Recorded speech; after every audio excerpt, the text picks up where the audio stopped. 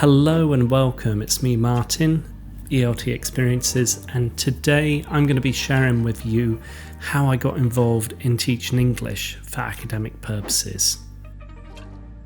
English for academic purposes, or EAP for short, is essentially where teachers help international students at universities or higher educational institutes develop the language and study skills so that they can actually interact, contribute and graduate from their academic studies. And it is a relatively new area or specialist area of teaching for me. I've only been doing this for a number of years, just 2 years almost, and it was rather much by accident how I ended up teaching EAP. Predominantly for those that are involved in EAP, they have studied their CELTA, completed their CELTA, gone on, done a Delta, and then for some apparent reason they wish to do an MA in English language teaching or TESOL or applied linguistics. Then the next step would be to start teaching at a university or to help international students in the English language department. For me, I've spent most of my teaching career teaching general English and examination skills, preparing students for a range of different exams such as IELTS or the Cambridge Main Suite exams. When I first got involved in academic English, it was really related or connected to IELTS, preparing students who wish to study at a university. I'd seen the process of getting students prepared for their IELTS exam. Its main aim is to assess students' language capability and whether they're at that level just yet to apply for universities based in the UK or other English-speaking countries. So I've been involved prior to students entering universities. I'd seen their development and their progress, but I'd never really been involved in EAP, academic English. I decided a few months after working self-employed that I would approach my old university. For those that are aware, or for those that aren't aware, I undertook an MA in English language teaching at the University of Sussex. I found that course really helped improve my teaching style and made me more aware of the theories underpinning of what I teach and why I teach it. I graduated in 2012 with English language teaching, but I also decided to do a diploma level qualification recognised by the British Council, such as a Delta or an equivalent like the Trinity Dip TESOL. I decided to do the university's diploma in advanced practical teaching techniques, I think, or advanced teaching practice. So I graduated not only with just an MA, but also a diploma level qualification which was recognised and is still recognised by the British Council and other language institutions. I focused heavily within the general English field.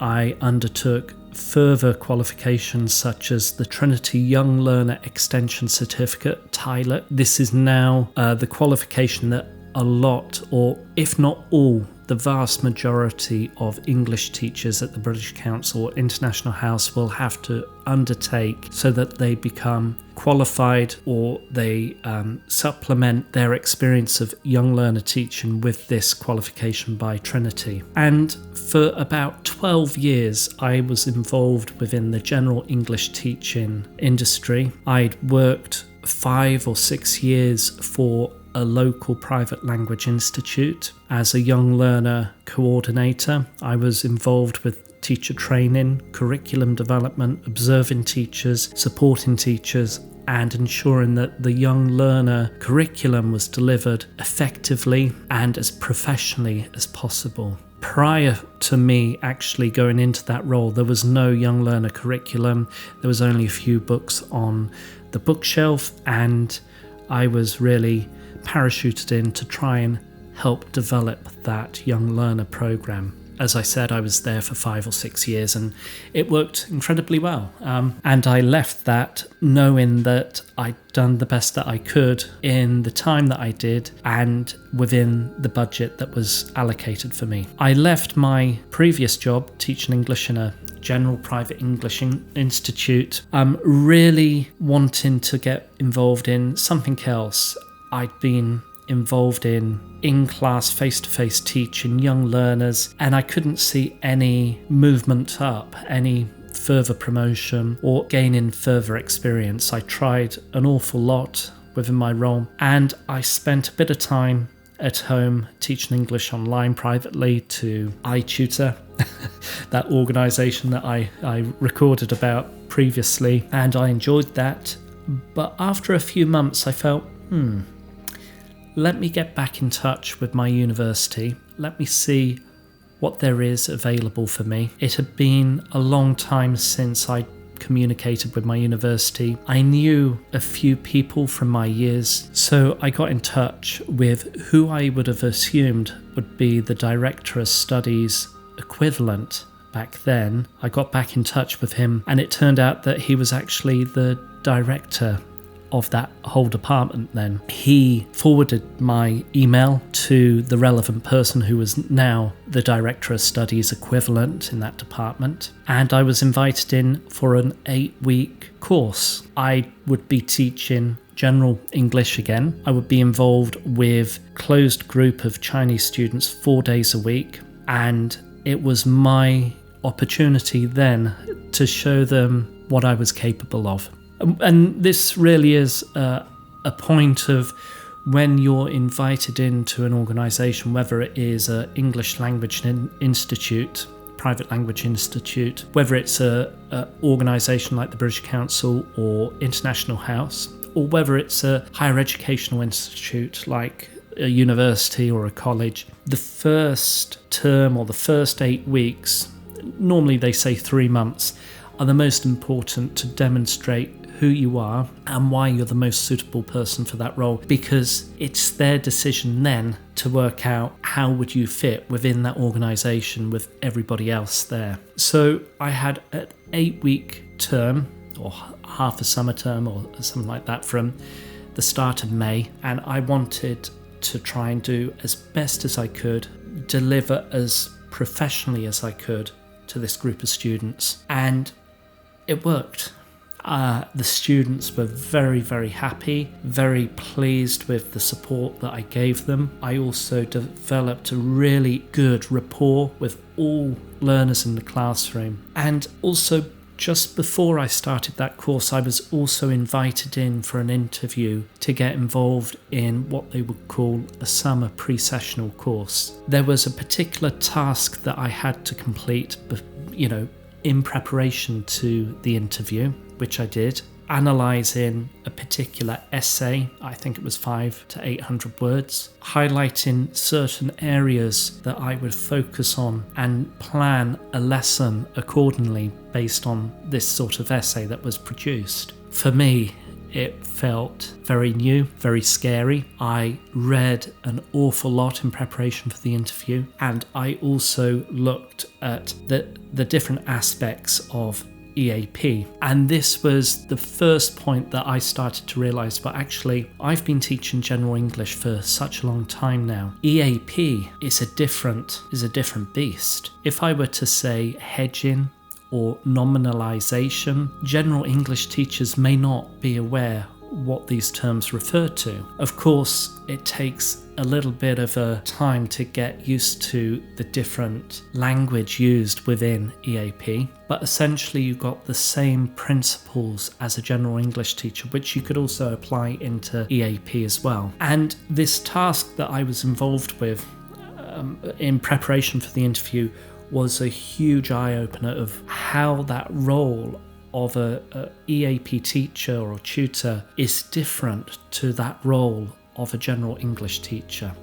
Essentially, the role of an EAP tutor or teacher is to facilitate and to guide and show and to develop the skills necessary for those students to successfully write or to successfully communicate in an academic way or an appropriate way in an academic context. Whereas in general English, you're focused on developing their conversational skills, developing their grammatical knowledge and their vocabulary. So there's two different roles that I noticed when I was doing this task. I went to the interview, I planned my, what you would call a presentation, I guess, in front of two interviewers, and yeah, they said, well, we'll have a chat.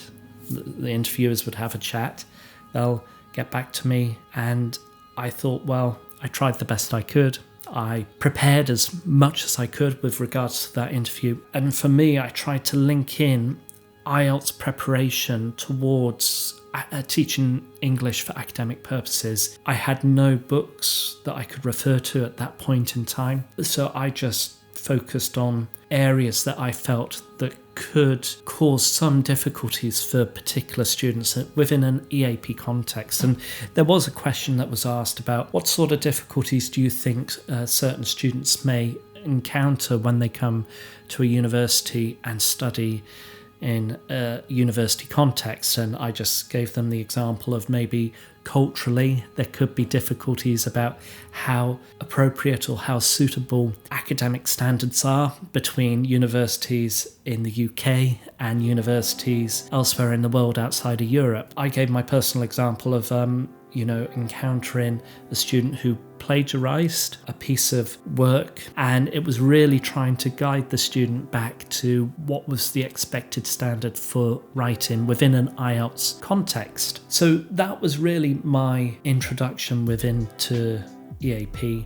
And then finally, I was, after this 8-week course that I was teaching in preparation for the summer term, I was then involved within a 10-week pre-sessional course, and that was my first taste of EAP. I found it incredibly rewarding. I found it really, really interesting, and I wouldn't look back. Yeah, I would recommend anyone who has an interest within EAP to consider developing and to consider getting involved within EAP. What advice do I have for anyone? Get involved, try and learn a bit more about the EAP industry, the roles of a teacher, the roles of a student, and the expectations for students when they come on board and join a course as well. One thing I would say is that a lot of universities can be quite picky when it comes down to the qualifications that you hold. You need to hold a CELTA or a Trinity Cert TESOL. Any other online TEFL qualification wouldn't be appropriate. You need to hold a diploma. If you don't have a diploma, then you can have an MA plus a CELTA, and that would be really the first step into EAP. There are courses available that I would recommend as well, and perhaps in a future video I can share some resources about what to consider. Anyway, I'm going to leave it there. I'm going to finish now, let me know your thoughts with regards to EAP. Have you ever been involved with EAP? Do you enjoy it? If you have, would it be something that you'd be interested in? Let me know in the comments. And if you enjoyed today's video, hit that like button and also hit the subscribe button if you haven't already. Huge thanks to everyone who's subscribed. I've already hit over 6,000 subscribers, so I'm really, really grateful for everybody who has subscribed. And take it easy, stay safe, and happy teaching. Bye bye.